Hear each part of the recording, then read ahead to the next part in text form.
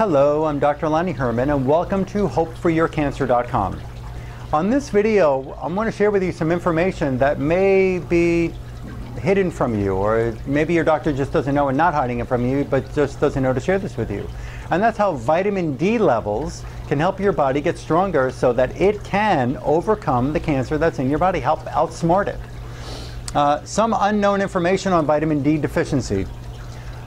There is a website called PubMed, P-U-B-M-E-D, and you can look at so much information on there. You can do your own searches on there and look up information that's written by medical physicians and laboratories doing research on different diseases.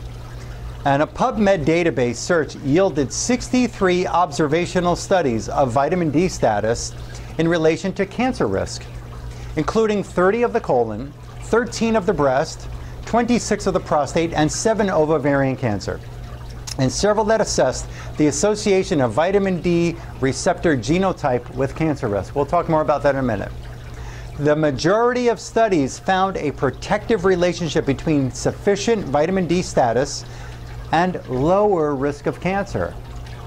The evidence suggests that efforts to improve vitamin D status, for example by vitamin D supplementation, could reduce cancer incidence and mortality at low cost with few or no adverse side effects.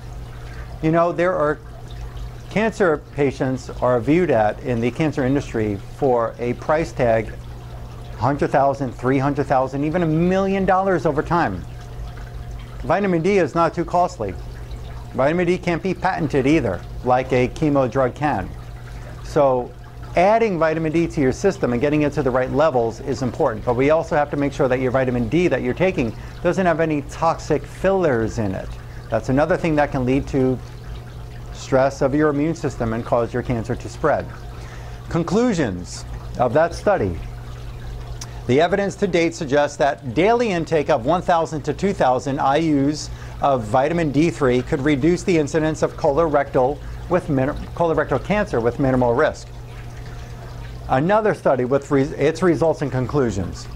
It is projected that raising the minimum year-round vitamin D level to from 40 to 60 would prevent approximately, get this, raising it from 40 to 60 would prevent approximately 58,000 new cases of breast cancer, 49,000 new cases of colorectal cancer each year, 3/4 of the deaths from these diseases in the US and Canada.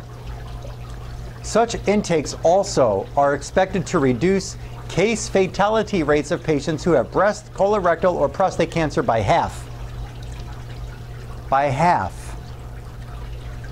There are no unreasonable risks from taking 2,000 IUs a day. The time has arrived for nationally coordinated action to substantially increase intake of vitamin D. How much vitamin D do you need? Certain labs have ranges.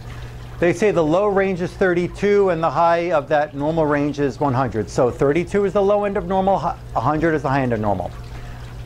Let me ask you a question. If you were taking an exam in school and they tell you that 100% is an A, what would a 32 out of 100 be? Would that be passing or would that be failing? Seriously. Even though the lab says 32 is a low normal for who? Low normal for what? And where do they get their numbers from?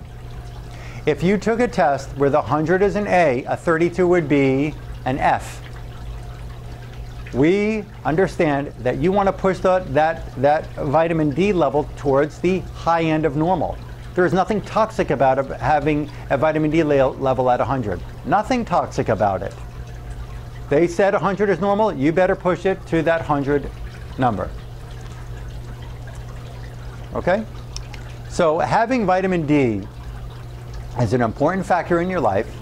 Having vitamin D is an important way for you to help your immune system get stronger and overcome your cancer. We want to make sure that we don't have any kind of excipients or toxic fillers in the vitamin D, and we want to make sure that you really are getting what your body needs. How do we tell vitamin D levels? On a blood test. Thank you for letting me share this information with you, and I look forward to helping with you in the future.